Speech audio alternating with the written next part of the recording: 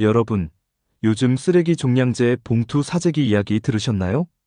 단순히 봉투 하나 부족한 문제처럼 보이지만 사실 이건 훨씬 더 큰 이야기입니다. 왜 사람들은 아직 부족하지도 않은 물건을 미리 쓸어 담을까요? 그리고 이런 일은 왜 반복되는 걸까요? 이걸 이해하려면 먼저 나프타라는 걸 알아야 합니다. 나프타는 석유를 정제할 때 나오는 물질인데 이걸 공장에서 다시 쪼개면 우리가 일상에서 사용하는 플라스틱의 원료가 됩니다. 쓰레기 봉투, 비닐봉지, 생수병, 과자 포장지, 옷에 들어가는 합성섬유, 스마트폰 부품, 자동차 내장재까지 우리가 쓰는 물건의 상당수가 이 나프타에서 시작됩니다. 즉, 나프타는 단순한 기름이 아니라 우리 일상의 거의 모든 물건이 만들어지는 출발점이라고 볼 수 있습니다. 그럼 왜 지금 문제가 되는 걸까요? 나프타는 결국 석유에서 나오는데 이 석유는 특정 지역, 특히 중동 지역에 많이 의존하고 있습니다. 그런데 전쟁이나 정치적인 갈등이 생기면 이 석유가 이동하는 길이 막히거나 불안정해집니다. 그러면 나프타 공급도 같이 흔들리고 가격이 급등하게 됩니다. 결국 공장들은 생산을 줄이거나 멈추게 되고 그 영향이 우리가 쓰는 생활용품까지 내려오게 됩니다. 그래서 지금 쓰레기 종량제 봉투 같은 것까지 영향을 받는 상황이 만들어진 겁니다. 여기서 많은 분들이 이렇게 생각합니다. 그래도 봉투가 없으면 다른 방법을 쓰면 되지 않나? 맞는 말입니다. 이성적으로 보면 굳이 사재기를 할 이유는 없습니다. 그런데 실제 상황은 전혀 다르게 흘러갑니다. 사람들은 필요해서 사는 게 아니라 없을까봐 사기 시작합니다. 이 장면 어디서 본 적 있지 않으신가요? 예전 코로나 초기에 벌어졌던 화장지 사재기입니다.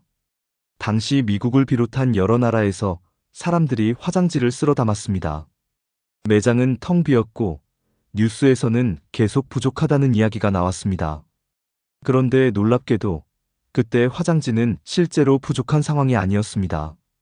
공장은 정상적으로 돌아가고 있었고 공급에도 문제가 없었습니다. 그럼에도 불구하고 왜 없어졌을까요? 이유는 단 하나입니다. 바로 불안입니다.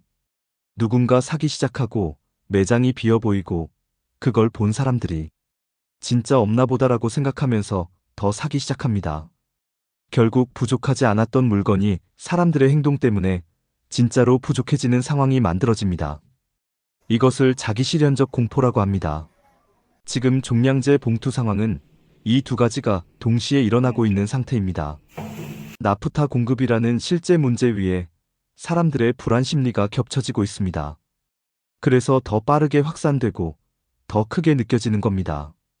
여기서 많은 분들이 이렇게 생각합니다. 그럼 우리나라에서 만들면 되는 거 아니야? 결론부터 말하면 만들 수는 있습니다. 그런데 문제는 원료입니다.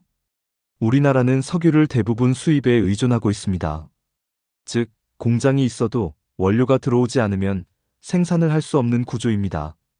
그래서 이런 일이 생기면 우리는 바로 영향을 받을 수밖에 없습니다. 그럼 비축할 수는 없을까요? 있습니다. 하지만 여기에도 한계가 있습니다. 석유는 일정량 비축할 수 있지만 나프타는 계속해서 생산하고 소비되는 구조입니다. 저장한다고 해도 오래 버티는 물건이 아니라는 겁니다. 결국 비축은 시간을 조금 버는 수단일 뿐 근본적인 해결책은 아닙니다. 그렇다면 앞으로도 이런 일이 반복될까요? 현실적으로는 반복될 가능성이 매우 높습니다. 이유는 간단합니다. 우리는 여전히 석유 기반의 산업 구조에 크게 의존하고 있기 때문입니다. 전쟁, 정치, 공급망 문제 하나만 생겨도 전체 시스템이 흔들립니다. 나프타는 그 중심에 있는 물질입니다. 그럼 대책은 없는 걸까요? 완전히 없는 건 아닙니다. 몇 가지 방향이 있습니다.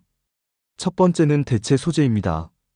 종이, 바이오 플라스틱, 재활용 플라스틱 같은 것들이 있습니다.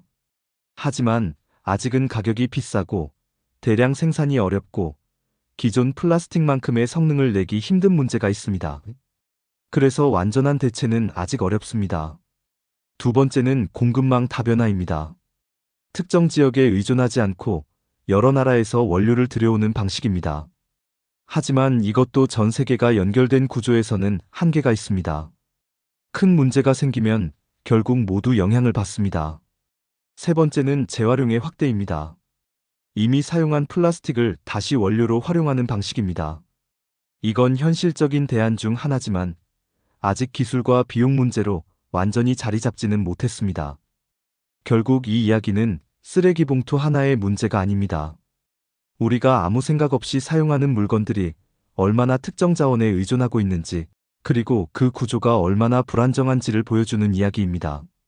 지금은 봉투지만 다음은 다른 무엇이 될 수도 있습니다. 그리고 더 중요한 건 이겁니다. 이건 한 번으로 끝나는 문제가 아니라는 겁니다. 전쟁이 끝나도 상황이 안정돼도 같은 구조라면 같은 문제는 언제든 다시 반복됩니다. 그때마다 우리는 또 사재기를 하고 또 불안해하고 같은 일을 반복해야 할까요? 다음에 매장에서 어떤 물건이 비어 있는 걸 보게 된다면 한번 이렇게 생각해 보셔도 좋겠습니다. 정말로 부족해서 없는 걸까요? 아니면 우리가 그렇게 만들고 있는 걸까요? 지금까지 지식하우스였습니다. 내용이 좋았다면 구독과 좋아요도 잊지 마세요. 감사합니다.